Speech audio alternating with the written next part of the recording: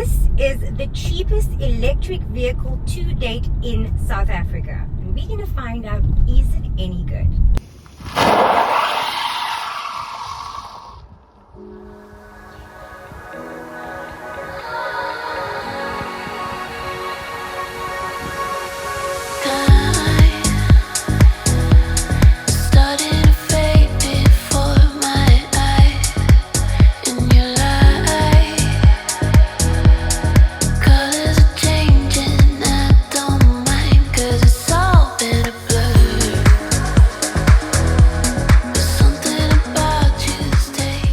Ladies and gentlemen, this video is sponsored by the VapeStation, and as you can see, the VapeStation is giving away a PlayStation on the 8th of June on Saturday here at Tyger Waterfront. I want to thank them so much. In order to qualify for this competition, you need to go to the online store and use code LIBERABLE when checking out, and when you come into store, you also need to say LIBERABLE and sign up to the rewards system.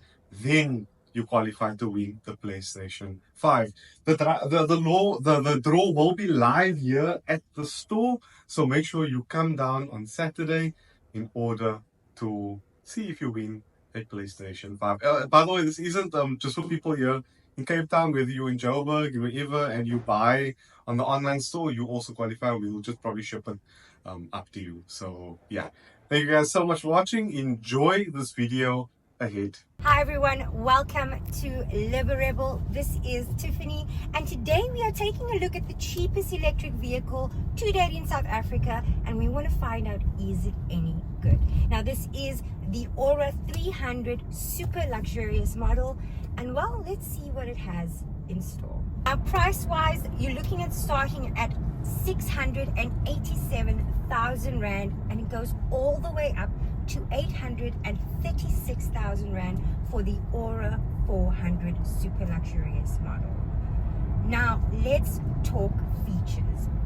In the cabin, it looks really good up in here, guys. You've got your electric windows on your side, which I really like. Moving along, you've got this really nice what is this, steering wheel, multifunction steering wheel. However, these buttons can be a little confusing. You're not too sure what to use them for, but we will get there a bit later, because if you take a look at this beautiful digital screen that we have, and it does double up as the digital instrument as well as an infotainment system, and it can get a little tricky to work, but we will show you that a little later. Now moving down, guys, you've got obviously your usual, you've got your USB ports, you've got a 12-volt input over there. You've got two cup holders, which are, it's kind of weirdly shaped, but nonetheless, we move along to the gear knob. That can be a little tricky as well. It is the round gear knob, which I like. Very nice little center console here. Nothing too much, very simple. You've got a wireless charging dock here. You've got some storage for your keys, as you can see. And then you got a beautiful armrest with a soft touch, but it also doubles as some storage. Okay, these seats are really comfortable, I must say. I am enjoying myself in here. And at the back, guys, you've got one of my favorite features, which is the ISOFIX, so safety first. And then it also has an armrest, so much legroom space as well as head space. I must say that the design at the back is quite nice for anybody at the back. However, it does compromise when it comes to the boot space. Okay, it gives you limited height, and we'll check that out later. Okay, so let's talk about the design. Now when I saw this car, there was something a little too familiar about it, and what I actually found out that it was designed and styled by the ex-Porsche designer Emmanuel Derter, which was quite interesting, and you can actually see that on the vehicle. Now I do like the red and the cream, I'm gonna say cream contrast in here. It does add a little bit of a funky, quirky look to the car. You've got beautiful soft touch when it comes to the dashboard. I'm not too convinced on the very plasticky side at the bottom. Now when we take a look at these, and I like it because it has this chrome look, touch buttons for your climate control. However, that's where it ends, guys. I'm going to touch base a little bit more when it comes to the controls and the buttons and where we're going with this. But overall design, like I said, I really like it. The materials are a little bit cheap and scratchy, but when it comes to the aesthetic and the look of it, I really do like it. I like the quilted seats at the back. You've also got the two-tone in the seatings, and it carries throughout the cabin. So really looking nice. Oh, that's pretty. Looking nice, and making the cabin feel very comfortable and luxurious. Okay, so let's talk engine, guys. Now with this specific 300 or Ora 300, you are looking at about 126 kilowatts, 250 newton meters of torque, and there is a claimed 310 range. However, I've only been seeing 270, so I got a bit of a question there. But nonetheless, when it comes to the service plan, you get 7 years for 105,000 kilometers, which is pretty good. Okay, guys, we got the formalities over with, but now I really want to dig into this vehicle and what it's all about. You know, we're here for the realness of it all, and I'm here to give it to you. Now, one of the things that I'm going to start off small is the sound system on this. It sounds like I'm in a tin, guys. Honestly speaking, they could have really done better when it came to the sound system. I mean, especially for the price range, it's something that they could have done a little bit better on. But nonetheless, we'll see if we can let you hear it a bit later. But it's really bad. The other thing that I did not or do not like on this vehicle is the fact that the lane assist is always on. Okay, now I'm going to show you what a schlep this is, because this is another pet peeve of mine when it comes to this vehicle, is how you change certain things on this car, and it's quite dangerous. Okay, it's quite unsafe. I don't understand how they expect you to be driving and to be changing things on your digital screen. Now let's try this. I'm going to do my best, guys. Taking off the lane assist. Okay, so let's just go over there. Now we're on an Apple CarPlay, and you've got your Ora little app there. We're going to go to the drive. Just hold on. So vehicle settings. See what I'm saying? And then you've got emergency lane keeping. You can turn that off. Now, do you really want to be doing this while you're driving? First of all, I'm sure if a traffic officer sees you, he's going to stop you. So that's a bit dangerous, and there's so many things that you need to go into in order to change it. So Ora, what are we doing here? What's that about? Okay, so the lane assist, we put that off. The other thing that was really also such an irritation is the fact that it's the automatic stop. So what happens, right, with an with the electric vehicle, you can put a setting on in order for, what is it called, a one pedal something, right? It basically, you can only use it allows you to use one red pedal. Light camera reported ahead. Okay, thank you. Thank you for that.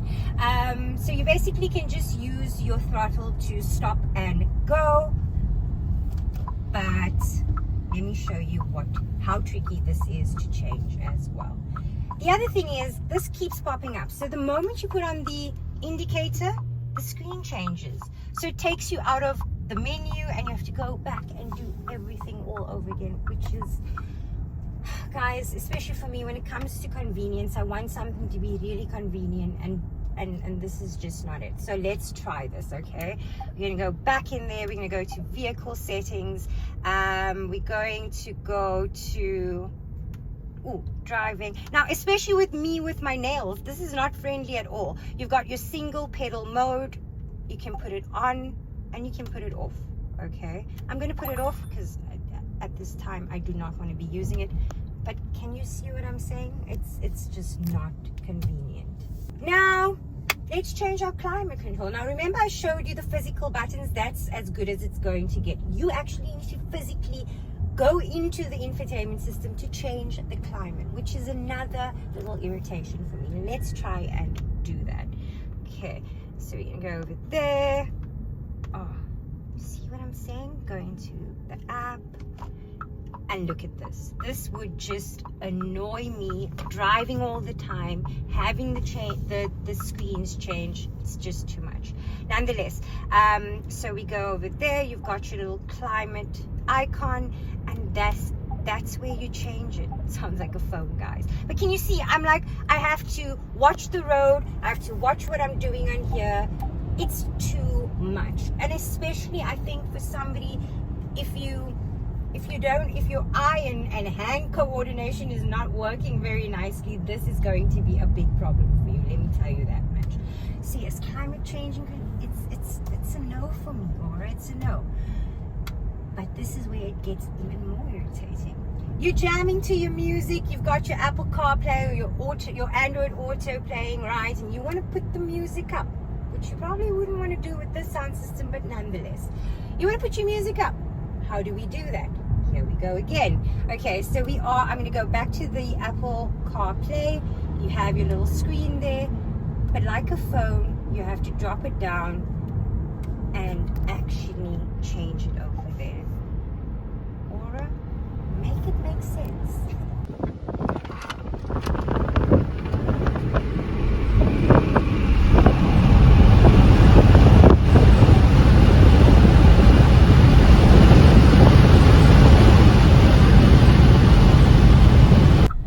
Okay, let's talk acceleration, guys. And I must say, I hear you. She's also very chatty.